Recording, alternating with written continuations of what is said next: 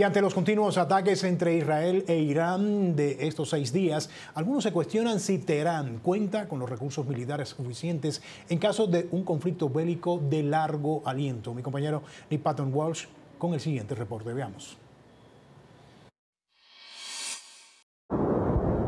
The loudest clock ticking is how long this intensity of conflict can go on. Iran, under greatest pressure, may reach a breaking point first. They're estimated to have had a stockpile of up to 3,000 missiles, between 2,000 and 1,000 of them able to reach Israel. The best estimate we have is at best a back-of-the-envelope calculation of anywhere between 1,000 to 2,000 medium-range ballistic missiles. But those stockpiles were challenged before this phase of the conflict. Iran fired about 120 at Israel on the 13th of April 2024, and then another 200 on the 1st of October that year. And in the last 5 days, have fired an estimated 380. 700 used in a year, and at very best 1,300 left. Others less optimistic. Take into consideration that they fired around 400, 500 in the last 4 days, and Israel destroyed some of the arsenal of what they had. I believe they stayed now with 800, 700 and more. But Israel has claimed success in hitting the missile's launchers, releasing this graphic of targets, including at least a third, they say, of Iran's surface-to-surface launchers. Israel is trying now not only to hit or to defend the missiles in the air, to intercept them, but also to destroy the vehicles before launching, because this is the weakest part of the chain.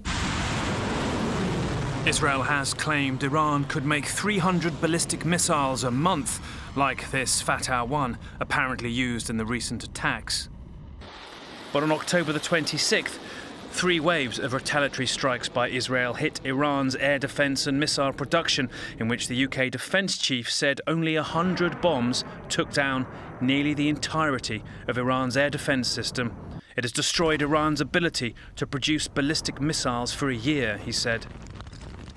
I don't even think they want to go below 4 digits, but it's certainly a bind that the regime finds themselves in. You know, for the Islamic Republic, quantity has a quality of its own, and having to expend these ballistic missiles during a time of war rather than a time of crisis precisely puts it in this bind.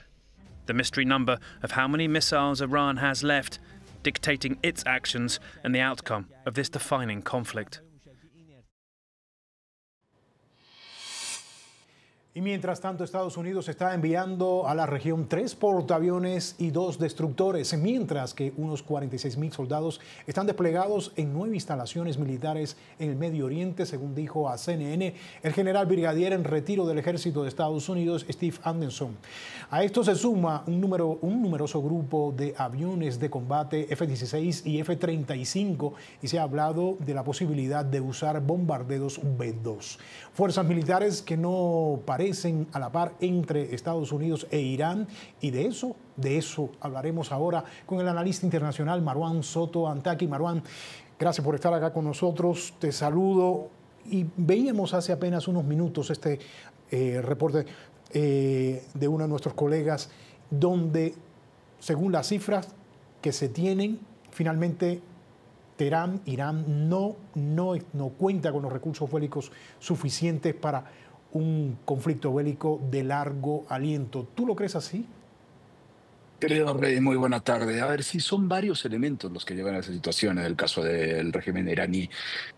Por un lado, sí es como decían en la nota, se ha roto la capacidad de producción de los misiles junto con ya la afectación por los ataques de los últimos días, al menos a 70 plataformas de lanzamiento que tiene Irán.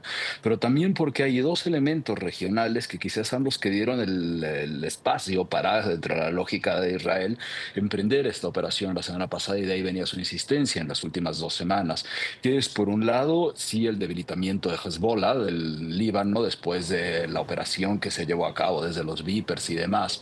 Y, por otro lado, sí la caída del régimen de Bashar al-Assad en Siria, que le quita a Irán no solamente un espacio de operación donde tenía posiciones, tenía armamento y tenía tropas, y le servía también como puente para poder tratar de acercar otro tipo de ataques hacia suelo israelí. Entonces resulta que sí, se abre la oportunidad por la baja capacidad de defensa, y al mismo tiempo, frente ya la ofensiva directa, se reducen sus posibilidades de respuesta, pero al mismo tiempo lo llevan a el régimen de Teherán a pensar en cuáles serían sus posibles reacciones. ¿Por qué? Porque después de este tipo de eventos, pues es imposible pensar, por la misma, ahora en la lógica de Teherán, que no van a responder, y cada tipo de acción los obliga, por media supervivencia política, a tener algún otro tipo de respuesta, que de ahí salen las posibilidades de los ataques a las distintas posiciones, por ejemplo, de Estados Unidos en la región, o incluso sobre el estrecho de Hormuz en el Pérsico.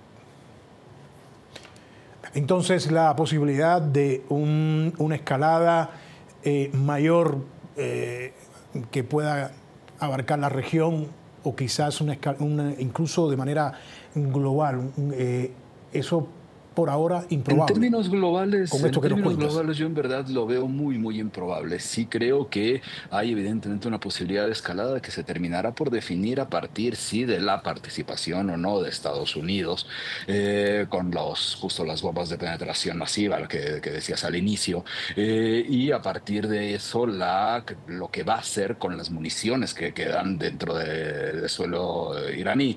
Decían en la nota que comparaban en la nota la diferencia entre las respuestas que tuvieron en abril y octubre del año pasado, con alrededor de 300 unidades contra Israel, contra las 100 más o menos que ha habido ahora por noche, llegando a un punto que incluso da un poco más luces del estado en el que están. Ayer tiraron una ronda de alrededor de 20 nada más, lo cual quiere decir que sí, efectivamente, están muchísimo más golpeados de lo que se sugería, incluso pensando en que ahora han usado los misiles hipersónicos y algún otro tipo de armamento que se fragmenta y termina por atacar con un solo cohete en muchas posiciones. Incluso con ese uso de armamento, sí se encuentran muchísimo más mermados, quizá en el momento de mayor vulnerabilidad del régimen de los ayatolás en décadas. Ahora, ¿hay algún riesgo en este conflicto para la seguridad del Golfo Pérsico y el estrecho de Hormuz? Y te lo digo porque es clave de Hormuz.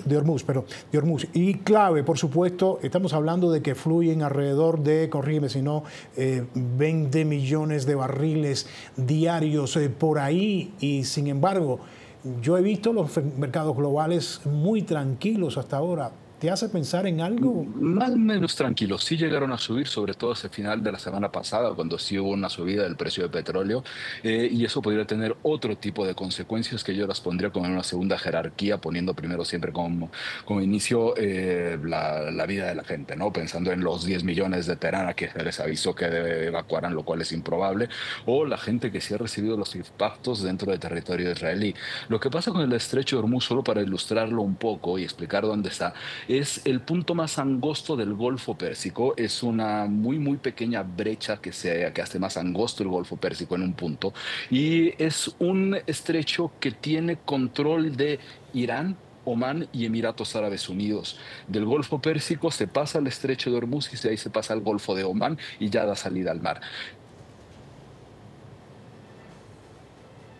Porcentaje del petróleo del mundo que se puede dirigir a cualquier lado del planeta ya, ¿no?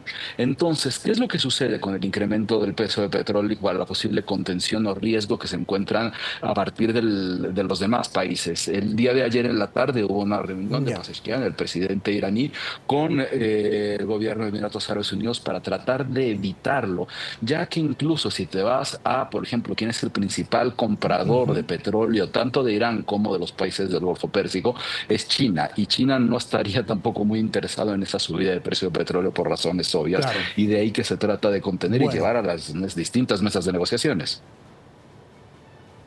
Bueno, vamos a ver qué pasa. Gracias, Marwan. Era el analista internacional, escritor Marwan Soto Antaki desde la Ciudad de México.